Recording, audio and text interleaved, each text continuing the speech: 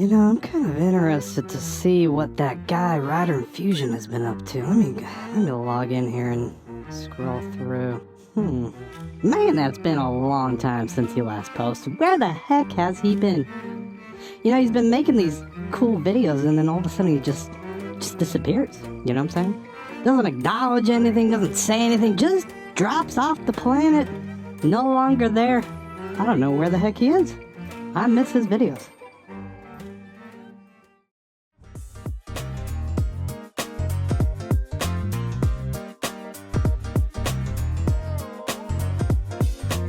Guys, I really did sort of drop off the planet, so to speak, and I've been missing this last, I don't know how long it's been. It's been a long time.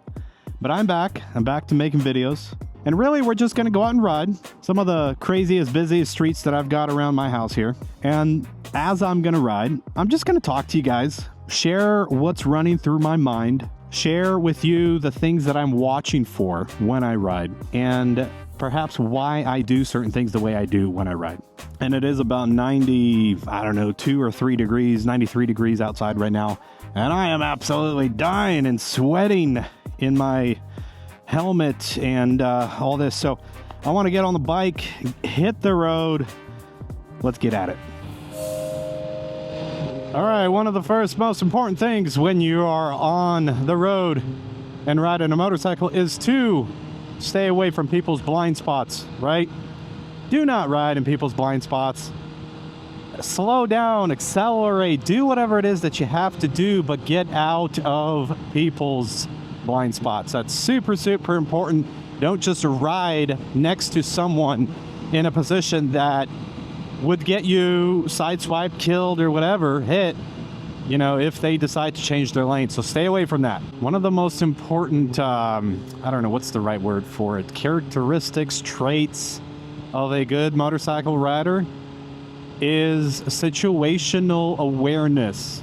Being aware of, who's around you, who's potentially a risk or a danger, and adapting to that. That is literally one of the most important things that you can have. You, for example, perhaps are not the best rider in the world, but if you can recognize danger or dangerous situations before they happen, it's going to protect you. It's going to keep you safe, right? Be aware of what's happening around you.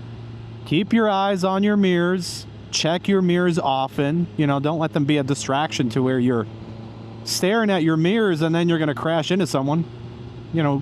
Everything within reason, right?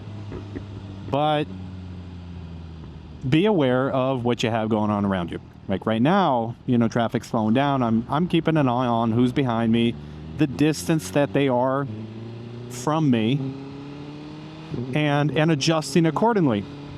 For example, if I was coming to that stop the way that I just was, and if I saw that the car behind me was really close, or maybe that their distance is closing in so fast and so quick towards me that it feels like they're going to hit me. Well, I'll tell you what I'm going to do in that situation. That is, I'm going to split lanes. I'm going to go in between these two vehicles right here, and I'm going to scoot up ahead if I feel like the vehicle behind me is about to hit me.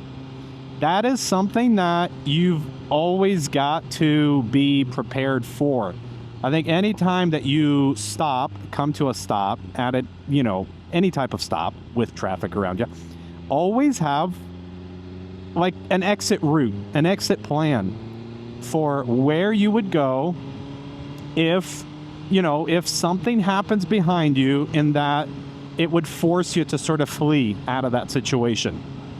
And that's going to vary depending on the motorcycle that you have, based on how wide your motorcycle is and where you can or can't squeeze through. Smaller the bike, the easier that it is. But keep that in mind. Always have an exit strategy, an exit plan planned for when you have to get out of the way, you can get out of the way. If you want to support my channel, if you want to support what I do, consider visiting fatcowtallow.com. It's a business that my wife and I own, and our top seller is our Clean Shade Sun Balm. It's essentially a sun protection balm, like sunscreen. But the difference between what we make, Clean Shade, and what your regular sunscreens are on the shelf is that we use like the highest quality of ingredients that is possible to use.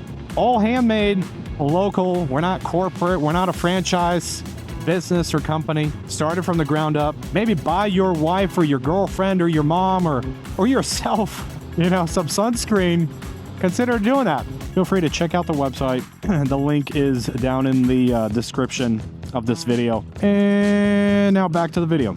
If you're paying attention to like my lane positioning, 1, 2, and 3, 1 being on the left side of my lane, 2 being the middle part of the lane, and 3 being where I'm at right now.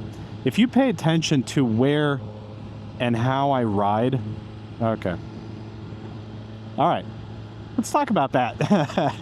Okay, so I was riding, I wanted to change lanes. I went into the right lane, and there was that car right there ready to pull out. And what did I do? I checked my left mirror, and I moved back into the lane that I was in. Now, based on how that car reacted, it seems that he saw me. He knew I was there, and I don't think he would have gone out in front of me, but I'm not taking that chance, right? You cannot trust anyone on the road when you're riding. Let me repeat that. You cannot trust anyone on the road.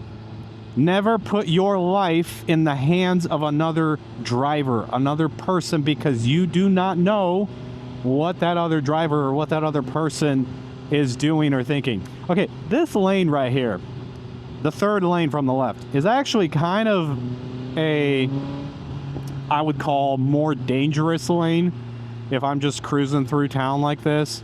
If I'm in an area that's similar to the area that I'm in right now, it's kind of the more dangerous situation, and I'll explain why. So most all of the people that are crossing our lanes, they have a controlled, intersection with lights. They're waiting for the green light. And there's a lot of people that are churning to their right into my lane. And that is dangerous. That's something that you have to watch for and be careful of. Like if I were to be in the middle lane, for example, that would be your sort of safer bet. If you're just kind of headed through town, headed through an area, and you're not really churning into anywhere, I'd stick to the middle lane or the left lane, and always put yourself in like the safest possible position that you can be in. Notice like this truck to the left of me right now, I'm trying not to ride right next to him either. And yeah, here's another example. So someone wanting to pull out. I'm watching their tire movement, and I'm pausing what I'm saying because there's a truck to the left. There's a lot going on, man. And this keeps you on your toes. This keeps stuff interesting. So let's break that down real quick. So, I'm in the right lane. There's that red truck, maroon truck, whatever, that's wanting to pull out. I'm watching the sort of rotation of the tires to make sure to sort of confirm whether he's standing still, whether he's moving or not. I'm then watching for this truck on the left and seeing what he's doing, because I think that he was going to want to move into my lane. I'm not really sure. I think if I wasn't there or moving, he probably would have, even though he's in the middle lane right now. Anyways, really just watch for, guys. Watch for like that Jeep right there that we're pulling up to. Watch for people like that are ready to pull into your lane. So if you're in the far right lane, the way that I've been traveling right now, don't ride in lane position 1. Hand on the clutch, be ready to go into first gear if you have to. Car's coming to a stop, we're good. Okay, don't ride in lane position 1. Why? Because, especially when you're close enough to the vehicle in front of you, the people that are wanting to pull into your lane, they're not going to see you. You're essentially hiding behind the car that's in front of you, especially if it's a larger vehicle, a larger truck. You are quite literally hiding and putting yourself in a position where the people that are wanting to turn in to the lane of traffic, they just don't see you. You're going to be riding, someone's just going to start pulling in, well, because they didn't see you. So here I am, lane position 3, and Okay, this truck is like right in the white line. But, you know, you could see far ahead. You could see exactly who's there and who's not there, and then you can adjust accordingly. And then as you're riding in this position, you know, look at your mirrors, right? Know whether or not there's a car next to you, that if you had to, you would know when you could change lanes, right? So like right now, I know that there's no one to the left of me. So if I see someone just quickly, abruptly coming in like that gray car, I can move to the left, I could change lanes and just get out of the way if I have to. Now that was kind of a slow move. I could have done it a lot faster, but you get the idea. And that really only applies to that if I have to be in that far right lane the way that I was. Because really you don't, you know, it's not the safest lane. I would say it's the most sort of uncontrolled type of lane or situation to be in. I'm very comfortable at sort of riding next to or closer to in like lane position 3 right now, like to the vehicles that are to the right of me, so that they can see me better in their mirrors. However, I would still recommend anyone out there to move into lane position 1. Like the overall premise, the overall idea with safe motorcycling, one of the things is that you should try to position yourself as far away as possible from everyone that is around you, so that even if there's, you know, you're riding here in lane position 1, and there's a car that comes into your lane, even if that happens, you still have time to react. So if I'm in lane position 3 and I'm riding next to a vehicle, and you know, let's just say I can see them in my mirror, right? I could see the person, I could see their face, so they can obviously see me. But again, that's where I think I'm failing, because I am trusting another driver in that he would actually check his blind spot before making a lane change. You can't trust that. You can't trust people that way, and you shouldn't do that. I always try to put myself in a position to where I try to count for or think about all of the situations in where a driver, say, wouldn't check their mirror, where a driver would just spontaneously, quickly, and abruptly just go into my lane. So I'm always trying to think of situations that, check for traffic on the left, I'm always trying to think of situations that could go wrong, and how I can sort of counteract that to try to protect myself. And we're actually going to take a left here. And we're actually going to turn around and go the other way on the street that I was just at. Because this place kind of starts dying down as far as people on the road.